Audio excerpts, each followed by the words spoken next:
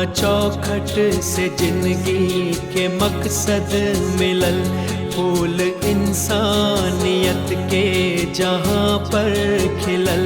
दुख कवन चीज है ना जनाइल कबो, आँख में हमरा आंसू नाइल कबो। धर्म कैसन होला, जात कैसन होला, नाही आपन पराया बुझाइल कबो।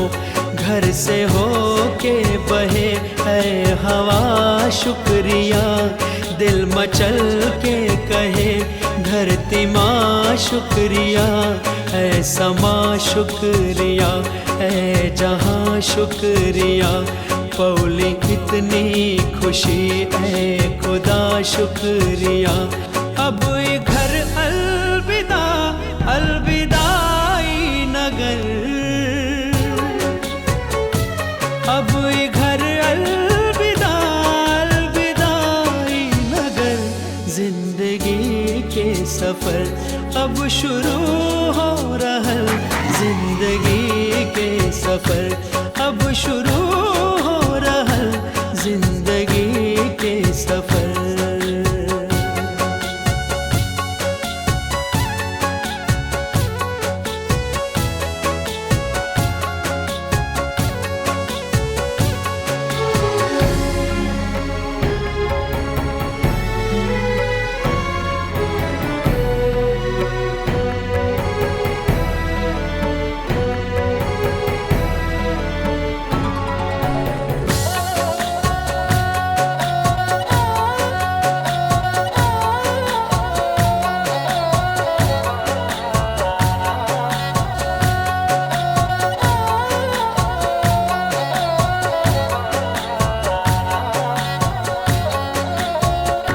स्वर्ग जैसन रहे घर छूटत हवे, अपना लोगन से ही रिश्ता टूटत हवे।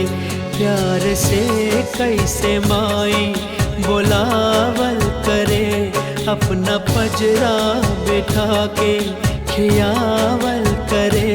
बाप के प्यार में कितना शक्ति मिलल, भाभी के दिल में ममता के सागर भरल। कितना अनमोल बहिना के राखी रहल, हमरो हर साल दहिनी कलाई सजल। साथ में तोहरे हर पल सुनहरा बितल, संगे होली दिवाली दशहरा मनल। रंग ले आई सबके दुआ के असर, रंग ले आई सबके दुआ के असर। जिंदगी के सफर अब शुरू हो रहल, जिंदगी के सफर अब शुरू हो रहल, जिंदगी के सफर। मौला मेरे मौला, मौला मेरे मौला, मौला मेरे मौला, मौला मेरे मौला, मौला मेरे मौला, मौला मेरे मौला।